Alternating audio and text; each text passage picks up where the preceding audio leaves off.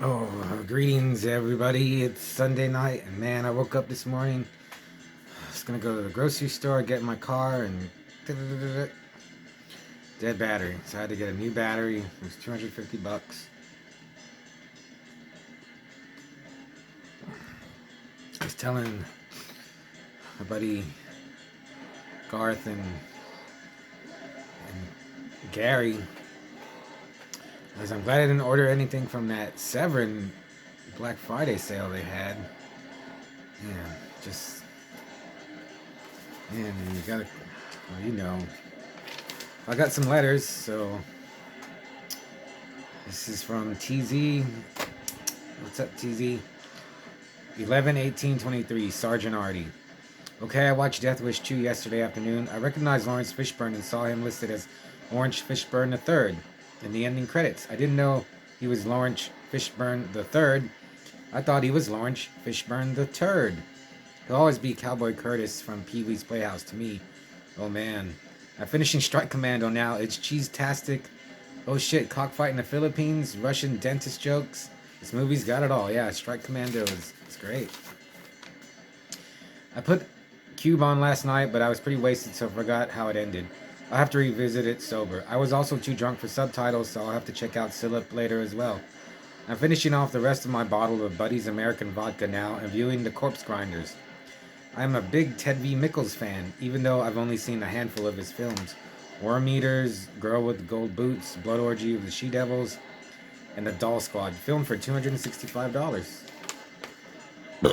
Thanks for all the movies and music, I really appreciate it.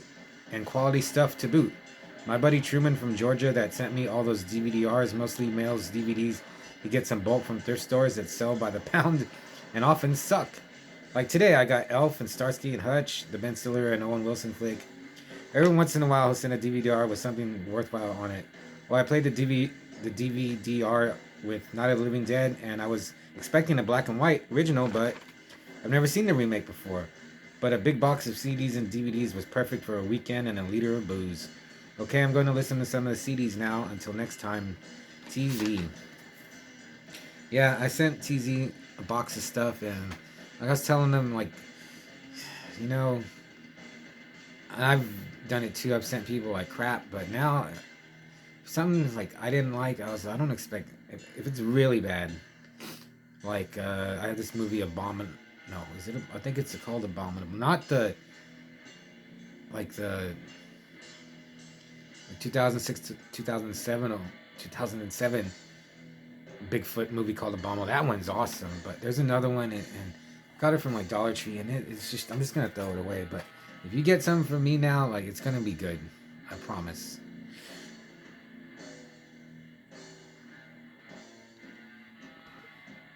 So I'm gonna read that letter I got from Stan that I didn't read the other night. So this is from Stan. Artie, hello. Hope this letter finds you well. Here is a Richard Lehman book for you and also Central Disposal CD.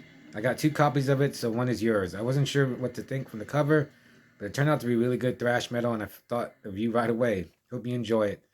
The new Ear of Corn just came out. If you don't have it by now, I'm sure it'll arrive any day. Happy holidays, Stan. Yeah, he sent me this CD, Central Disposal, and it sounds like Exodus, like classic Exodus. The vocal, everything. Like, it was really good. And Ear of Corn is Foods zine. Yeah, I'm expecting that, man. If Food he does music. He does Ear of Corn zine, which is fantastic, a great music zine. That's how I found out about TZ. So when I get it, I'll review it. But I'm going to review a movie, Summoning the Spirit, that I got from the library. So look, Bigfoot. I got to see this. There's nowhere to run. Carla and Dean decide to escape the city only to find themselves on the remote land of a strange cult that claims to have a connection to the flesh-eating Bigfoot. Now they must uncover the terrifying truth of the cult's prophecy and try to survive while doing so. This isn't... It's not a horror movie. It's just a weird... But it is a weird Bigfoot movie. So yeah, Dean and Carla, they move out into the country, and there's like it's more like seem like hippies, and they keep talking about the spirit. They're gonna summon the spirit, and it's gonna take them. But man, in the first 5 minutes, you see Bigfoot. You see him from behind, and it looked pretty good. It was a pretty good suit. I mean, not the best, but it was decent. But you see Bigfoot's face. You see him, and he's just wandering around in the woods, like kind of just like sightseeing. And I was I guess I would imagine Bigfoot is more be foraging or like sneaking around, but this one is just taking a delightful stroll in the woods. So yeah, there's this cult. There's like about I don't know, maybe like 20 of them. And at times I was like, is this supposed to be funny? Because it was funny. They just act like such like deranged, but essentially harmless hippies.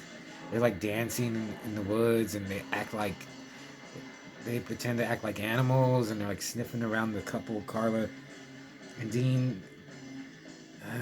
Dean, he's like a writer, but he's such a halfway through. I was this guy's a wimp.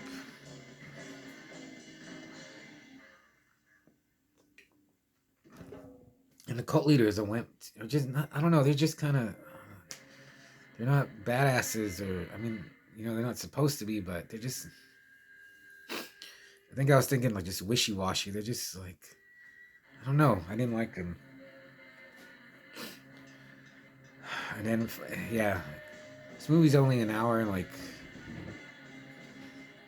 35 minutes, and hour mark. Okay, I was on nothing's happening. There's no tension building. Something, they keep talking about they're gonna summon the spirit, Bigfoot, and then they do, and Bigfoot does show up, and it does just like crunches a dude's head. You don't see it, but you see after it's all look pretty good. And then how